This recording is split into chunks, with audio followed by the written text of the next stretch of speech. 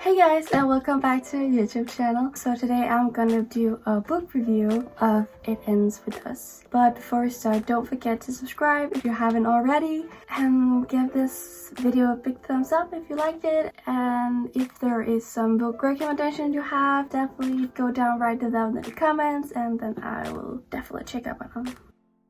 So recently I just read this It Ends With Us. I actually bought this in March, I think it was February, March maybe. But I just had a lot of other books I was reading currently, so it took me so long for reading this. So I started in like June maybe, and still I was reading so many other books.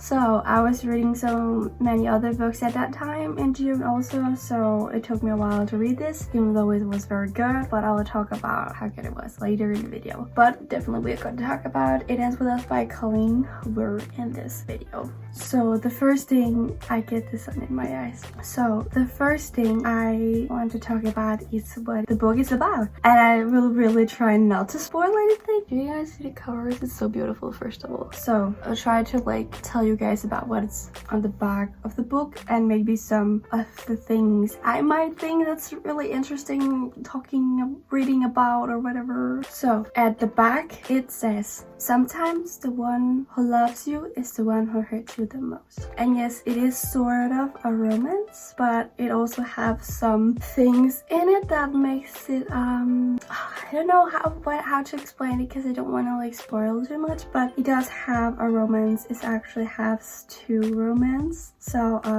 if you like romance, definitely go read this one, definitely. But it says, and before I start reading this, just remember I'm not an English speaker, so if I say some words wrong or I named wrong or something, please forgive me, because I might gotta say so many of these words wrong, but I'll just try and hopefully you guys will understand me. So Lily hasn't always had it easy, but it's never stopped her from working hard for the life she wants. She's come a long way from the small town in Maine where she grew up. She graduated from college, moved to Boston, and started her own business, when she fills the spark with a gorgeous neurosurgeon named Riley Kincaid.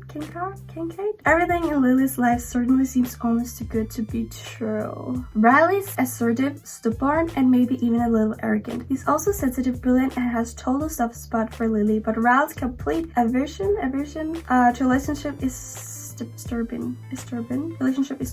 As questions about her new relationship overwhelm her, so do thoughts of Alice Corrigan, my favorite boy in the world, her first love, and a link to the past she left behind. He was her kindred spirit, her protector. When Atlas suddenly appears, everything Lily has built around is threatened. Sorry, my words just jumping a little bit around. Again, I probably have said some of these words wrong, but please just give me a break, okay guys? With this bold and deeply personal novel, Colleen Hoover delivers a heart-wrenching story that breaks exciting new ground for her as a writer. It Ends With Us is an unforgettable tale of love that comes at the ultimate price. That was the back of how maybe Colleen Hoover wants to describe the book. But if I'm gonna tell you guys what it's about with my words, it's about Lily, who is such a great person. She has such a great personality. She's so strong and she's just so amazing. She moves to Boston from Maine, where she grew up, and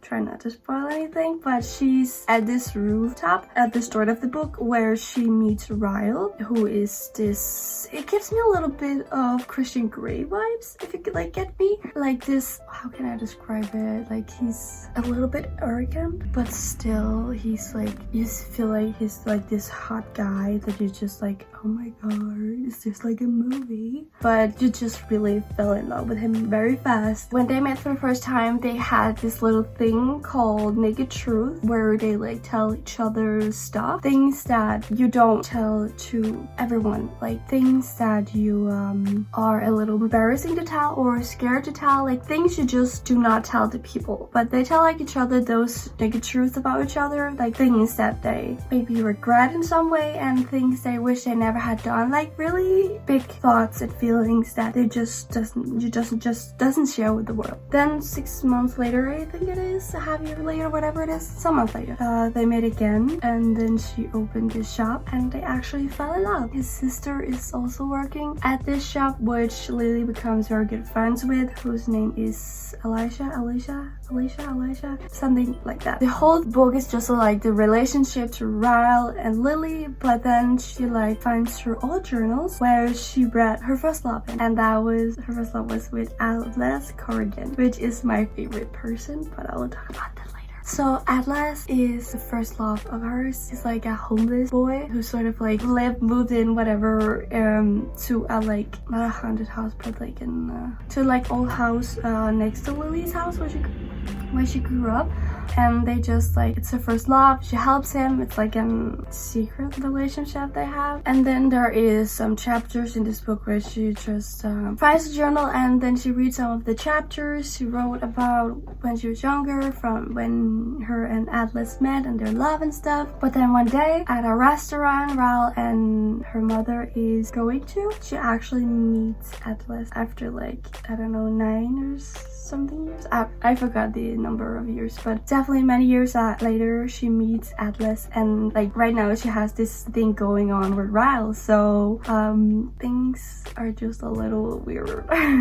Like, who should she pick? I don't know. But yeah, so the story is just about her and Ryle's relationship, how it's going, the good and bads, without saying too much, and just see how her life is going in Boston, and which one should she choose. Should she go back to her first love Atlas, or should she stay with Ryle? And what about the shop? How is that going to go? I mean, there's just so hard to not like spoil anything, but I mean, there is a big conflict, there is a big thing in this book that's just I cannot tell because it's like a big thing. And of course I saw a lot of TikToks before I read this book, so I knew of this conflict before I started the book, which I wish I hadn't, because this book makes it just so much more amazing. Like, all of your emotion is just screaming, like it's so good. But I think I covered all of what the book's about, what Colleen Hoover's words and my words, sort of, without not spoiling anything. I hope you're definitely just gonna read it yourself, and please don't look it up anywhere, TikTok or the internet. Please don't look it up, please just read the book. Trust me, it's worth it. It's definitely worth it. You'll not regret it. The characters of the book, there is, as I said, Lily, who is this little girl, like she's a grown-up but moves to Boston and like falls in love with Ryle and her. And there is Ryle, the next person, who is, he has this job where he's like a doctor, but the word I cannot pronounce, but I know what it is, you know? I don't know how to pronounce it. It is here somewhere, neurosurgeon. I know what it is, but I just don't know if I'm saying it right. That's Ryle.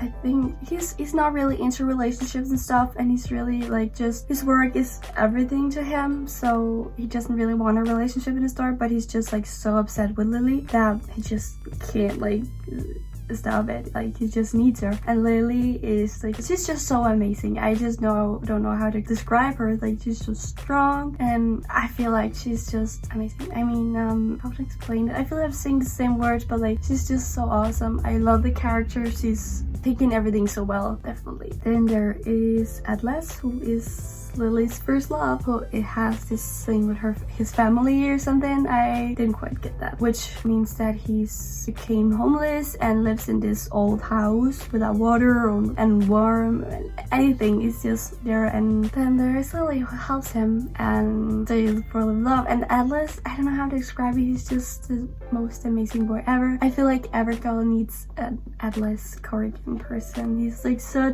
sweet. He's sort of a baker. He likes food, not like eating it, but he likes to make food. And I'm trying not to spoil anything with him, but he's amazing. Definitely, he's just a sweet guy who just like thinks about Lily a lot and just wants her to feel good and safe. He's just so sweet. Then we have Alicia, I think it's Alicia, who is Ryle's sister that also works at this shop Lily has. So Alicia and Lily becomes best friends, actually. And I I sort of like Eliza, but there is some things in the book that I just wish she hadn't like did or said. I don't know. There's just some things in the books I wish she had handled a little different than what she did.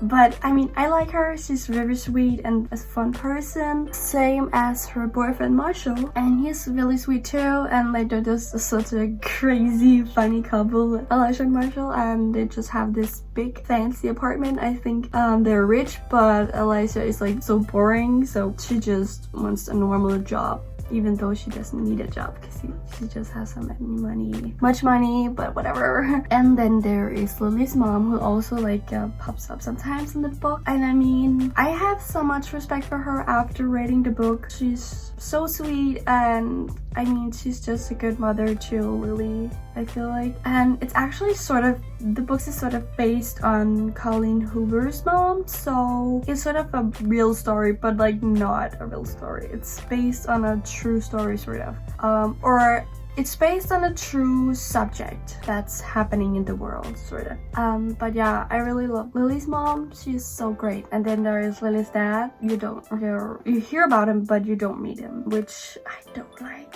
at all. I wish I could punch him in the face, but I mean, that's it. I'm not spoiling anything, but I just want to punch him in the face. There are many persons in the book I just want to punch in the face. My favorite characters is Lily and Atlas. There are so many that ships Lily and Ryle, but I really don't get it. If you read the book, I just don't. I mean, I liked Ryle at the start, but then I just hated him so much. Like, I got so many anger issues that I mean, this book has been thrown in so many rooms, and it has been punched too, and I mean, I don't know why it's even like so pretty still, because I mean, that's it. This book has been through a lot. I mean, I don't like Ryle, sorry. Some ship Ryle and Lily, but I just don't. I like Atlas and I don't know why I keep saying Riley, but Lily and Atlas is my favorite couple in this book. And I mean, I feel like they're endgame. They just need to be forever. I'm just on to Atlas. I feel her first love is the love she has to go with,